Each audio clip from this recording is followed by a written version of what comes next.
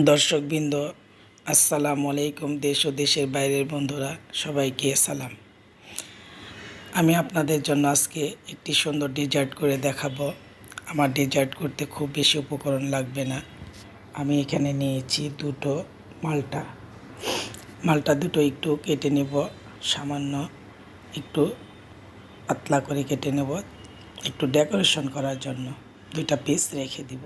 প্রথমে একটু সাজিয়ে গুছিয়ে খেতে ভালো লাগে। আমি সবসময় আমার চ্যানেলে বলি, আমার ভালো লাগাটা আমি সবসময় করি যে সাজিয়ে গুছিয়ে নিই।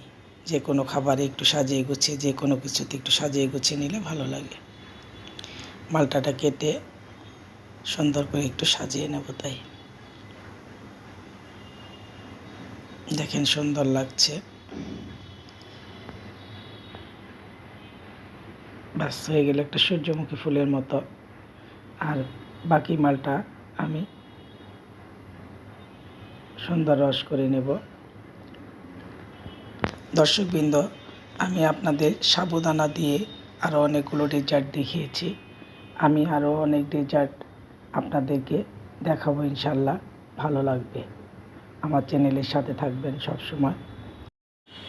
এখন মালটার রসের সাথে এক প্যাকেট জেলো মিশিয়ে নেব আর পরিমাণ মতো পানি দিয়ে সুন্দর করে বয়েল করে নেব। জেলোটা মোটামুটি হয়ে আসছে, একটু হাত দিয়ে চেক করে নেবেন।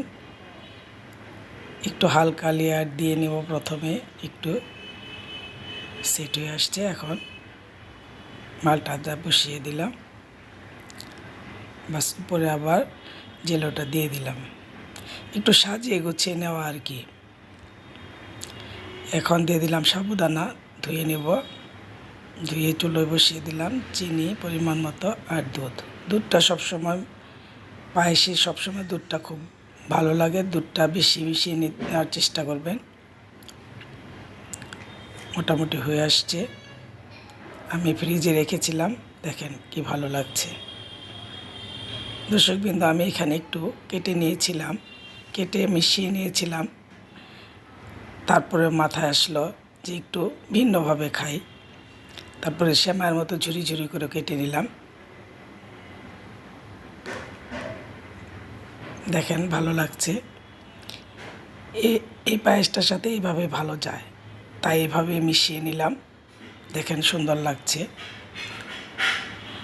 আর একটু মিশিয়ে নিলাম, আর বাকি জেলোটা সংরক্ষণ করে রেখে দেব, আবার কোনো ডেজার্টের সাথে মিশিয়ে খাওয়া যাবে। দেখেন সুন্দর হয়েছে, ভালো লাগছে। এটার সাথে এভাবে ভালো লাগছে।